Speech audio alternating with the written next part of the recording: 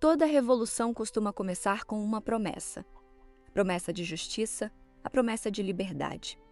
A promessa de que o sofrimento de antes finalmente vai acabar. Em A Revolução dos Bichos, George Orwell conta a história de animais que se rebelam contra o dono de uma fazenda.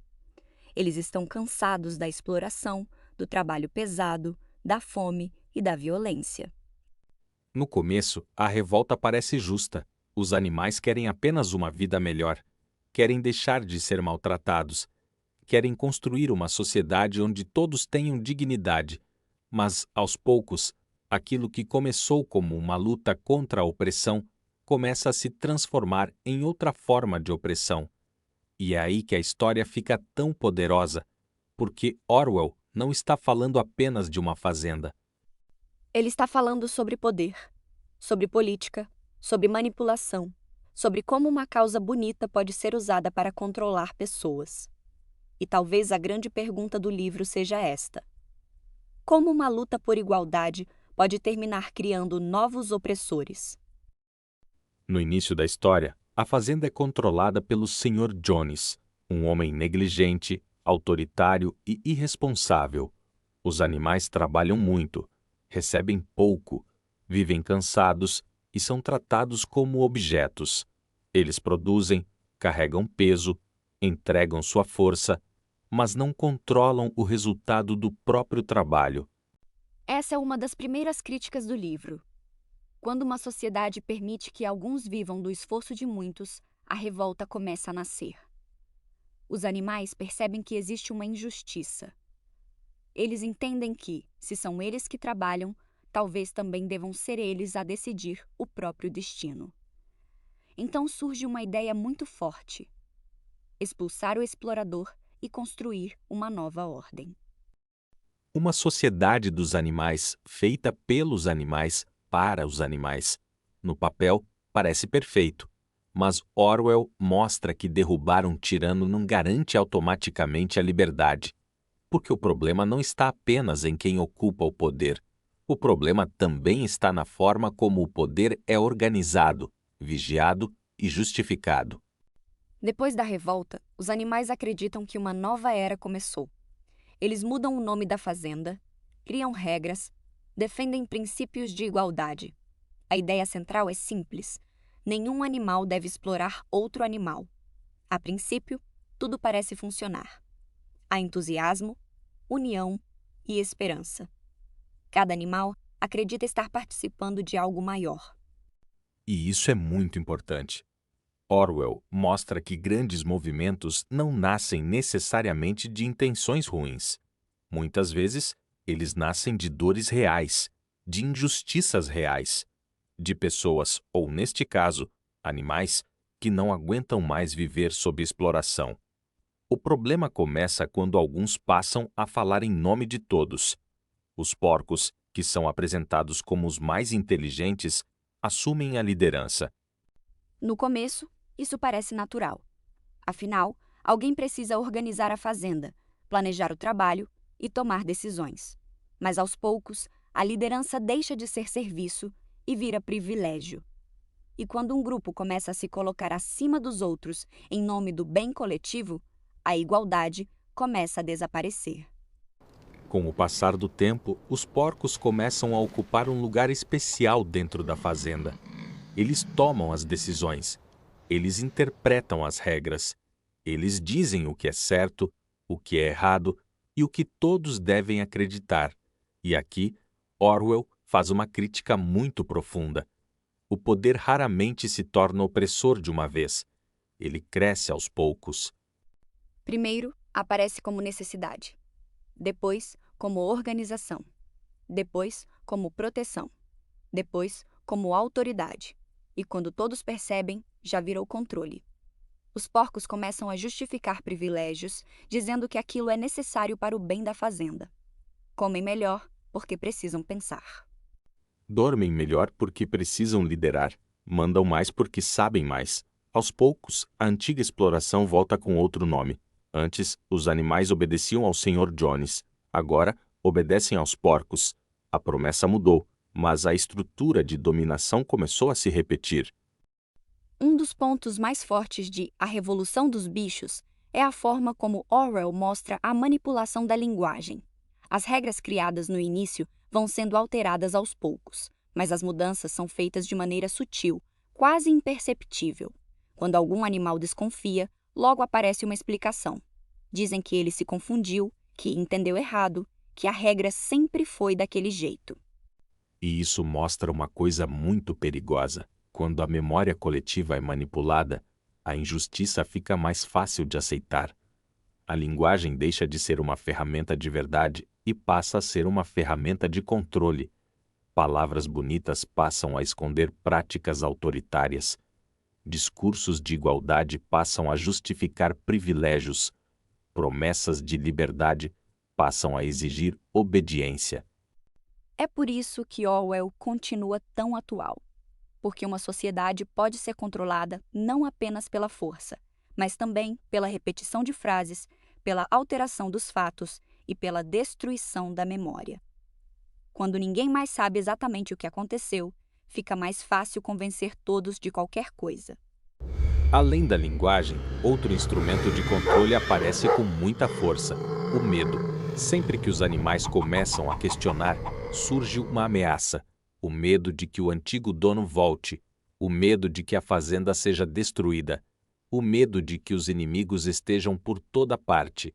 E quando uma sociedade vive com medo constante, ela tende a aceitar coisas que normalmente não aceitaria. Aceita trabalhar mais. Aceita comer menos, aceita perder direitos, aceita calar dúvidas, aceita obedecer sem pensar. O medo faz com que a população confunda submissão com proteção. Napoleão, o porco que concentra cada vez mais poder, usa esse medo para fortalecer sua autoridade. Ele se apresenta como o único capaz de proteger a fazenda. Mas, na prática, ele transforma a insegurança dos animais em obediência. Essa é uma das críticas mais importantes do livro. Regimes autoritários frequentemente precisam criar inimigos para justificar o próprio poder. Quando existe sempre uma ameaça, o líder nunca precisa prestar contas. Basta dizer que tudo é necessário para a segurança de todos. Com o tempo, a diferença entre os porcos e os outros animais fica cada vez maior. Os porcos passam a viver como os antigos donos. Dormem em camas, bebem, negociam com humanos e se afastam completamente dos princípios originais da revolução.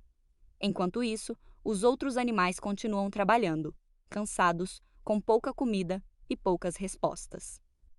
Mas agora existe uma diferença cruel. Eles acreditavam estar construindo a própria liberdade. Essa é a tragédia da história.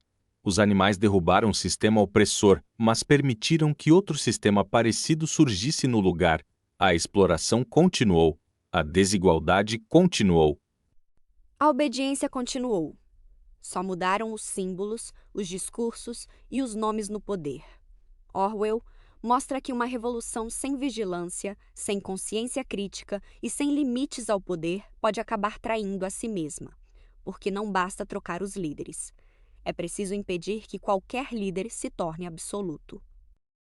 Entre os personagens mais marcantes do livro está Boxer, o cavalo trabalhador. Ele representa o indivíduo honesto, esforçado, leal e cheio de boa vontade. Boxer acredita na revolução, acredita no trabalho, acredita que, se fizer sua parte, tudo vai melhorar. Sua resposta para os problemas é sempre trabalhar mais, e isso torna sua história muito triste. Porque Boxer entrega tudo de si, mas não recebe a mesma lealdade em troca. Ele é usado enquanto tem força. É admirado enquanto é útil. Mas quando já não consegue produzir como antes, passa a ser descartável. Essa parte do livro é uma crítica dura à forma como sistemas de poder exploram pessoas bem-intencionadas. Nem toda exploração acontece pela violência direta. Às vezes, ela acontece usando virtudes bonitas: dedicação, esperança, disciplina e confiança. Boxer não é fraco, ele é nobre, mas sua nobreza é explorada por quem domina a fazenda. E Orwell parece nos alertar: trabalhar, acreditar e se dedicar são coisas importantes, mas sem consciência crítica, até a boa vontade pode ser usada contra nós. No final da história, acontece uma das imagens mais fortes da literatura política. Os animais olham para dentro da casa e veem os porcos reunidos com os humanos, e então percebem algo assustador. Já não conseguem distinguir claramente uns dos outros. Essa cena resume toda a crítica de Orwell. A revolução que nasceu para acabar com a opressão terminou reproduzindo o comportamento dos antigos opressores. Os porcos, que diziam lutar pelos animais, se tornaram parecidos com aqueles que haviam condenado. É um final amargo, porque mostra que a corrupção do poder pode transformar até discursos de libertação em instrumentos de domínio. A mensagem não é que toda luta por justiça seja falsa. Pelo contrário. A mensagem é que nenhuma causa, por mais bonita que pareça, deve ficar acima da crítica. Quando um grupo diz representar o povo, mas não aceita ser questionado, existe perigo. Quando líderes falam em igualdade, mas vivem com privilégios, existe perigo. Quando a verdade muda conforme o interesse do poder, existe perigo. Quando a memória é apagada, existe perigo. A Revolução dos Bichos continua importante porque não fala apenas de um momento histórico específico. Ela fala de um padrão, o padrão de prometer liberdade e entregar controle, de falar em igualdade e criar privilégios, de condenar antigos abusos e repetir práticas parecidas, de usar o medo, a propaganda e a linguagem para impedir questionamentos. Essa história nos lembra que o poder precisa ser observado com atenção. Não importa se ele vem com bandeiras bonitas, palavras emocionantes ou discursos de salvação. Todo poder concentrado demais pode se corromper. E talvez uma das maiores lições do livro seja esta: não devemos entregar nossa capacidade de pensar a nenhum líder, partido, grupo ou ideologia. Pensar é uma forma de resistência. Questionar é uma forma de proteção. Lembrar é uma forma de não ser manipulado. Orwell não escreveu apenas sobre animais em uma fazenda. Ele escreveu sobre seres humanos diante do poder. E por isso essa obra continua incomodando, porque ela nos obriga a perguntar: quando uma sociedade deixa de vigiar seus líderes, quanto tempo demora para a promessa de igualdade virar uma nova forma de opressão? No fim, a Revolução dos Bichos não é apenas uma crítica política. É uma reflexão sobre a natureza do poder. A obra mostra que a opressão pode mudar de rosto, pode mudar de discurso, pode trocar seus símbolos, mas continua sendo opressão quando transforma alguns em superiores e outros em instrumentos.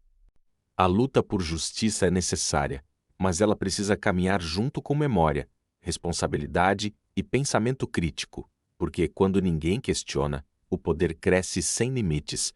Quando ninguém lembra, a verdade pode ser reescrita. Quando ninguém percebe, a liberdade pode desaparecer aos poucos. E talvez essa seja a grande força do livro. Mostrar que uma revolução não deve ser julgada apenas pelo que promete no começo, mas pelo que permite no final. Porque uma sociedade verdadeiramente livre não é aquela que apenas troca de donos. É aquela que aprende a não aceitar novos donos. Gostou dessa reflexão? Então deixa o like, se inscreve no canal e compartilha com alguém que também gosta de pensar além do óbvio. Aqui no Multiprisma, diferentes perspectivas ajudam você a enxergar além.